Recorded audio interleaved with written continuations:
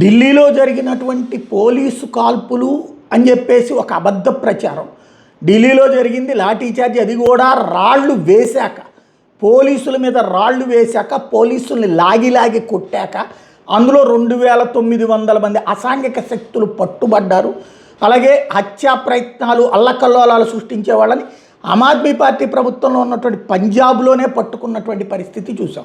ఇప్పుడు జార్ఖండ్లో చూస్తే విద్యార్థుల మీద లాఠీచార్జ్ చేశారు, ఎవ్వడూ రాళ్ళు విసరలా, ఏ పోలీస్ మీదకి లాఠీచార్జ్ విసరలా. అక్కడ ఉన్నటువంటి వాళ్ళ మీదకే, ఆందోళనకారుల మీదకి పెద్ద ఎత్తున లాఠీచార్జ్ జరిగింది.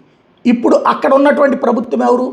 జార్ఖండ్ ముక్తి మోర్చా ప్లస్ కాంగ్రెస్ పార్టీల కూటమి ప్రభుత్వం. మరి ఇప్పుడు ఎవరు బాధ్యత వహిస్తారు? ఇప్పుడు ఢిల్లీ లాఠీచార్జ్కి నిరసనగా రాజీనామా చేయాలి ఎవరు? అమిత్ షా. మరి ఇప్పుడు జార్ఖండ్ ముఖ్యమంత్రి, జార్ఖండ్లో ఉన్నటువంటి కాంగ్రెస్ వాళ్ళు రాజీనామాలు చేస్తారా? ఎందుకు ఈ పనికిమాలినటువంటి చర్చలు అనేది అర్థం కాదు.